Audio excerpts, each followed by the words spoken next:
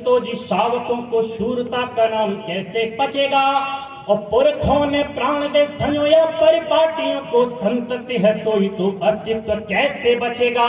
और पौरुष ने प्रेम में पराक्रम भुला दिया तो शत्रुओं में खौफनाक शोर कैसे मचेगा।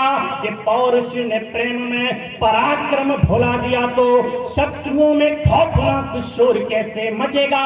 और देश की जवानी प्रेम पाश में पड़ी रही तो रण में प्रचंड इतिहास कौन रचेगा।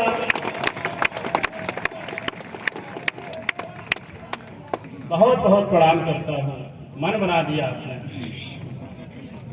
कि देश की जवानी प्रेम पाश में पड़ी रही तो रण में प्रचंड इतिहास कौन रचेगा। दुर्भाग्य है देश का कि हम वीर रस के कवियों को पार्टी विशेष का एजेंट घोषित कर दिया जाता है। साहब, हम वीर रस के कवि किसी पार्टी विशेष के एजेंट नहीं है साहब। जो लोग कहते हैं वो अपना दृष्टिकोण बदल लें, सोच बदल लें। किसी भी राज्य की, किसी भी पार्टी की अपनी निजी समस्याएं हो सकती हैं, लेकिन जब राष्ट्र और धर्म की बात आती है तब कोई तटस्थ क्यों नहीं रहना चाहिए। आज काल से प्रमाण देता हूं कि सुप्त प्राय प्रौढ़ वृद्ध जवानों का लहू रहा तो शत्रु कैसे पाएंगे शिकस्त धर्म युद्धों में। और महारथियों का मौन टूटना तो दंभियों का षड्यंत्र कैसे होगा ध्वस्त धर्म युद्ध में। कि सुप्त प्राय प्रौढ़ वृद्ध जवानों का लहू रहा तो शत्रु कैसे पाएंगे शिकस्त धर्म युद्धों में। और महारथियों का मौन टूटना तो दंभियों का षड्यंत्र कैसे होगा ध्वस्त धर्म युद्ध में। और याद कीजिए कि नीति या अनीति पे अड़े थे विविध कला के सिद्ध हस्त धर्म युद्ध में। कि याद कीजिए कि नीति या अनीति पे अड़े थे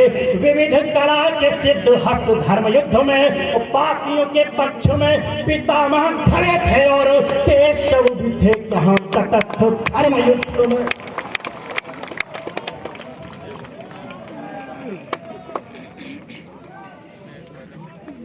प्रणाम करता हूं आपकी साहित्यिक चेतना को कि सुप्त प्राय प्रौढ़ वृद्ध जवानों का लहू रहा तो शत्रु कैसे पाएंगे शिकस्त धर्म युद्धों में।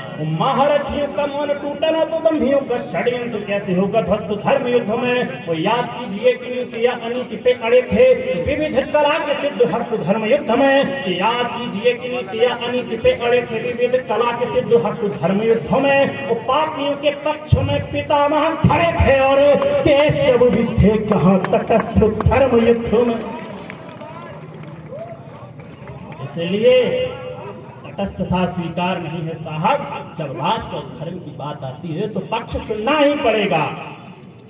जब लोग कह देते हैं कहां साहब प्रेम मोहब्बत की उम्र में ये आग बोलने वाली बात करते हैं। देश के तमाम वीर के कवि तक कहने लगे हैं कि मैं चूड़ी कंगन चोली नहीं लिख सकता। साहब क्यों नहीं लिख सकते। चूड़ी कंगन चोली की सुरक्षा करने के लिए वो जो शौर्य का जन्म हुआ है। तब कहना चाहूंगा हम वीर रस के कवि प्रेम के विरोधी नहीं हैं, हम उस पाश्चात्य परंपरा के विरोधी हैं जिसका अनुसरण करके आधुनिक पीढ़ी गर्त में जा रही है। हम किस परंपरा के संवाहक हैं बताना चाहूंगा। वो भारतीय प्रेम की परंपरा जब अपनी पराकाष्ठा पर पहुंचती है तो उसके पराक्रम का स्वरूप क्या होता है। देखिए कि प्रेम की पवित्र शक्ति राम जानकी के बीच सागर में सेतु निर्माण कर लेती है। और प्रेम मांगता है जब त्याग तब राधा रानी पूरी जिंदगानी बलिदान कर देती है।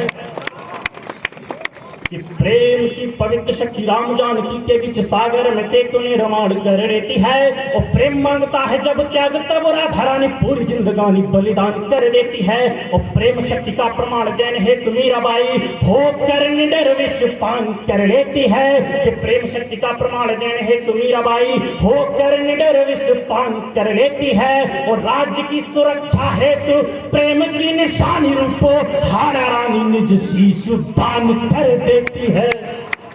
कि हाड़ा रानी यह है प्रेम साहब। श्रृंगार का सबसे बड़ा प्रतीक, प्रेम का सबसे बड़ा प्रतीक मेरा कहना उसकी जीवन से ओझ निकाल कर लेता हूं कि माटी पे मुरीद हो के मोहन ने मुख में हिमा को दुनिया का प्रतिबिंब दिखलाया था। और जीवन है जन्म से ही जंग जूझने का काम जेल में ले अवतार जग को बताया था। कि माटी पे मुरीद हो के मोहन ने मुख में हिमा को दुनिया का प्रतिबिंब दिखलाया था। वो जीवन है जन्म से ही जंग जूझने का काम जेल में ले अवतार जग को बताया था। और मित्रता का मान पद और प्रतिष्ठा से शीर्ष प्रेम में है तप और त्याग समझाया था।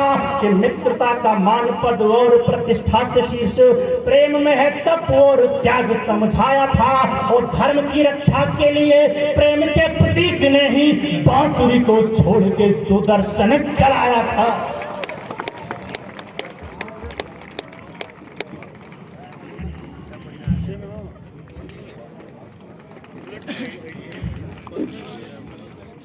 और दुख तब होता है साहब जब कहीं देश में कहीं भी कार्यक्रम होता है, शीर्षक दे दिया जाता है कि हास्यकर्म सम्मेलन है।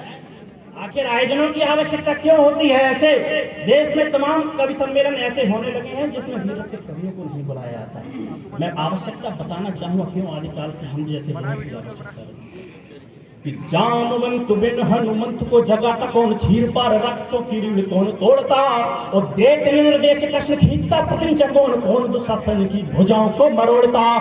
कि जामवंत बिन हनुमंत को जगाता कौन, रावण के राक्षसों की रीढ़ कौन तोड़ता। और देते निर्देश कृष्ण खींचता प्रपंच कौन, कौन दुशासन की भुजाओं को मरोड़ता। और विष्णुगुप्त चंद्र को बनाते न अगर सूर्य, भारती के खंड खंड भाग कौन जोड़ता। कि विष्णुगुप्त चंद्र को बनाते न अगर सूर्य, भारती के खंड खंड भाग कौन जोड़ता। और ओजन सुनाते यदि चंद्र जी चौहान को, तो गोरी पर शब्द भेदी बाण बाण छोड़ता।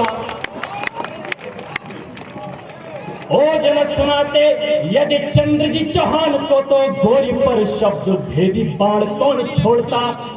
दायित्व तब और बढ़ जाता है हम जैसे लोगों का। मैं देख रहा था टीवी पर एक फिल्मी अदाकारा का इंटरव्यू चल रहा था और उस अदाकारा से यह पूछा गया कि हनुमान जी सजीवन बूटी किसके लिए लाए। आश्चर्य कीजिए साहब, जिस फिल्मी अदाकारा के घर का नाम रामायण, भाइयों का नाम लवकुश, पिता का नाम शत्रुघ्न होता है, वो फिल्मी अदाकारा ये नहीं बता पाती कि हनुमान जी सजीवन बूटी किसके लिए लाए। तब बताना चाहूंगा इस देश में कैसे महापुरुष पैदा हुए हैं, ताकि आधुनिक पीढ़ी बॉलीवुड का अनुसरण करके अपने सच्चे प्रतीकों को, ऐतिहासिक प्रतीकों को भूल न जाए। तब बताना चाहूंगा इस देश में कैसे कैसे महापुरुष पैदा हुए हैं, बचपन से लेकर वृद्धावस्था तक कैसे महापुरुष पैदा हुए जिनका अनुसरण भारतवर्ष ही नहीं बल्कि संपूर्ण विश्व ने किया है। क्या है वो महापुरुष? कि भरत शकुंतला सपूत शिशुकाल से ही शावकों के भी लंगोटियार बन जाते हैं। और बाल सुकुमार जोरावर व फतेह सिंह वीर स्वाभिमानी सरदार बन जाते हैं। कि भरत शकुंतला सपूत शिशुकाल से ही शावकों के भी लंगोटियार बन जाते हैं। और बाल सुकुमार जोरावर व फतेह सिंह वीर स्वाभिमानी सरदार बन जाते हैं। वो देश के महान नौजवान मातृभूमि हेतु रणवीर रुद्र अवतार बन जाते हैं। कि देश के महान नौजवान मातृभूमि हेतु तो रणवीर रुद्र अवतार बन जाते हैं। और वृद्ध हो दधीच तो भी हड्डियां न जलती हैं, हड्डियों से वज्र हथियार बन जाते।